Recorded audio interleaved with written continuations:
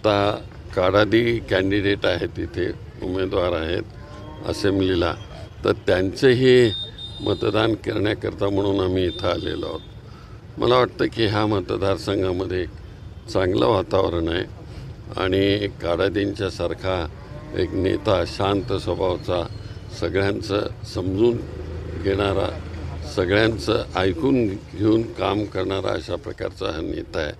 त्यामुळं त्यांना भविष्य आहे चांगल्या तऱ्हेनं।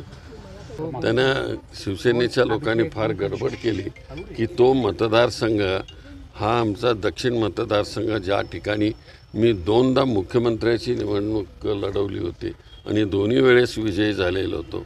त्याच्या अगोदर देवकते साहेब आमचे अनेक वेळेस तिथून निवडून आलेले होते। हा काँग्रेसचा मतदारसंघ एक वेळेस त्यांचा कधीतरी मधल्या वेळेस निवडून आला उमेदवार आणि त्याच्यावर त्यांनी स्वतःच्या नावावर सगळा मतदारसंघ घेणं हे चुकीचं आहे। आपला पाठिंबा आता काँग्रेसचा अधिकृत पाठिंबा हा धर्मराज काडादी यांना असं म्हणायचं। हो। सोलापूर साऊथ हा जो आहे हा काँग्रेसचा बॅस्टिन आहे, बालेकिल्ला आहे। इकडे ह्या मतदारसंघाने महाराष्ट्राचे मुख्यमंत्री निवडून दिलेत। आघाडी धर्म आम्ही पाळला।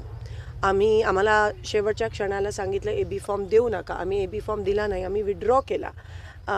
ज्यांनी दिलीप माने साहेबांनी नंतर त्यांचा फॉर्मसुद्धा विड्रॉ केला, पण काही कारणामुळे इकडे आम्हाला जी फ्रेंडली फाईट पाहिजे होती, जी आम्ही पंढरपूर, ती होऊ शकली नाही।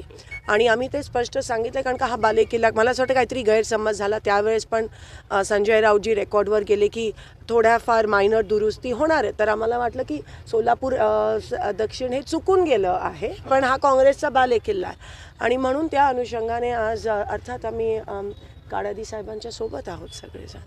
महाविकास आघाडीमध्ये याच्यामुळे बिघाडी होऊ शकते नाही, तुम्ही ठिकठिकाणी फ्रेंडली फाईट झाल्यात, पंढरपूरमध्ये, महाराष्ट्रात सगळीकडे फ्रेंडली फाईट झाल्यात। स्ट्रेट लढत होती, जो जीता वही सिकंदर होगा। आम्ही AB फॉर्म नाही दिला, मी आघाडी धर्म पाळला। दक्षिणची जागा ही महाविकास आघाडीचीच आहे आणि आघाडीतूनच आमचे अमर पाटील लढत आहे। नेमकं परनीत शिंदे, सुशीलकुमार शिंदे कोणत्या पक्षाचे आहेत, त्यांनी कुणाला पाठिंबा दिला? कोणत्या पक्षाचे येते? काँग्रेसचे येते। अहो तुम्ही म्हणताय, पण ती सुशीलकुमार शिंदे आणि परनीत शिंदे ही भाजपची बी टीम आहे। परनीत शिंदे काँग्रेसचं काम मनापासून करत नाही। परनीत शिंदे तिचं स्वतःचं राजकारण सोयीस्कर पडेल त्या पद्धतीनं वागतात। त्यांना लोकसभेला भाजपनं मदत केली अशी चर्चा चालू आहे आणि तिथला आता भाजपचा आमदार निवडून आणण्यासाठी भाजपकडून सुपारी घेऊन अपक्षाला त्यांनी पाठिंबा दिलेला आहे।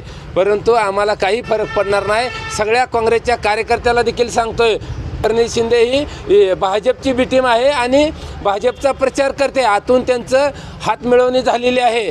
तुमची शिंदे कुटुंबाची ही शेवटची खासदारकी असेल यापुढे सोलापूर जिल्ह्यात, नाही तर तुम्ही कुठं देखील खासदार म्हणून निवडून येणार नाही। ह्याचा बंदोबस्त आता शिवसैनिक केल्याशिवाय सोडणार नाही।